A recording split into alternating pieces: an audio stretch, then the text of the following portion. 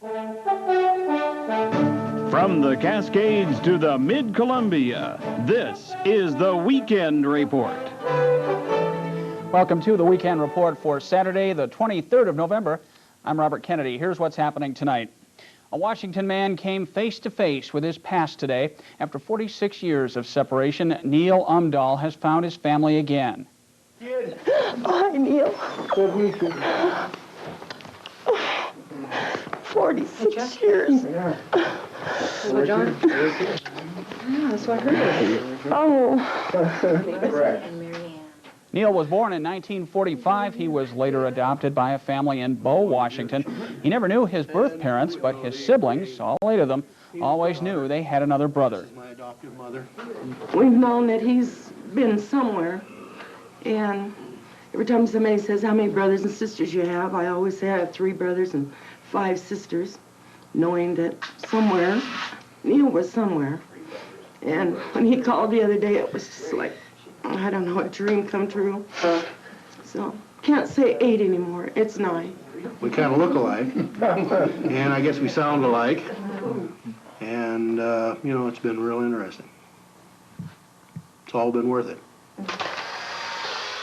3 of Neil's siblings could not make it to today's reunion, but snapshots helped tell the story. Neil also met an uncle today and found out he has about 15 nieces and nephews.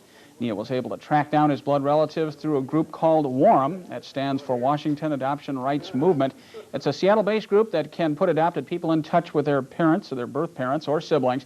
If you'd like more information, here's the number. It's area code 206-767-9510.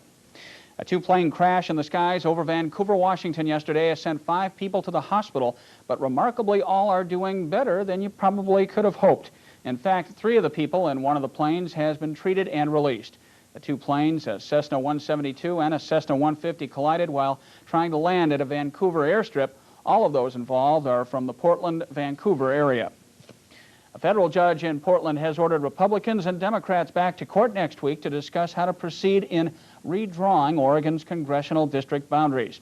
Judge James Redden has threatened to order Governor Barbara Roberts to call the legislature into a special session to approve new district lines. A special legislative panel had recently approved a new plan, but Senate Democrats rejected that one last week. Representatives from both sides are scheduled to meet in court on Monday morning. The weekend is finally here, and singles across central Washington are going out to have a good time. But where do you find the action? The latest survey says Ellensburg. There are more unmarried men and women in Ellensburg than any other city in Washington other than Pullman.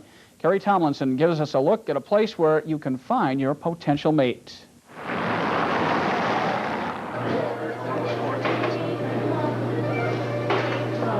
Singles gather for food and quiet company at the Valley Cafe in Ellensburg, one of many night spots where local bachelors and bachelorettes hang out. Well, I think probably for Ellensburg, we're pretty much the prevalent spot to go to when you first are meeting somebody or when you're first coming into town for college.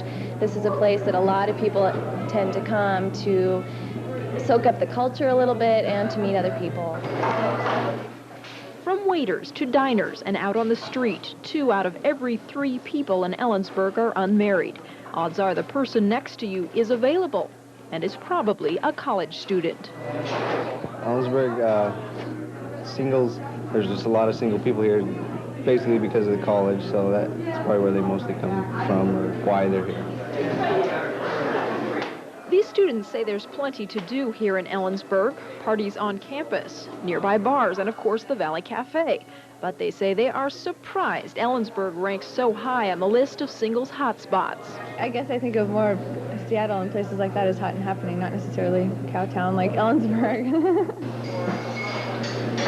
The Valley Cafe's manager isn't surprised. She says she sees plenty of singles come in, meet at the counter, and end up sharing a meal. Cranberry cheesecake. That makes good business at the restaurant and good feelings as well. We just have a good place for people to come together and meet, and whether they leave together isn't necessarily what matters, just so people get to know each other and become friends. In Ellensburg, Kerry Tomlinson for the Weekend Report. And if you're keeping score, the census report says Shelter Bay and Skagit County has more married couples than any other place in Washington. Now let's take a quick look at the week in review. Washington Governor Booth Gardner brought the state's sour economic news to Yakima this week. Gardner says the first move in cutting into the $900 million state budget deficit will be a 2.5% cut in all state agency budgets. And to make up the rest, Gardner says you might see hiring and salary freezes in state offices, a general tax hike, and a dip into the state's emergency fund. Another victim of the budget axe could be a prison under construction in Connell. The prison will likely sit idle for nearly a year until funds become available. The Department of Corrections plans to go ahead with a 400-bed minimum security facility. It was scheduled to open its doors this September, but that date could be bumped back till July.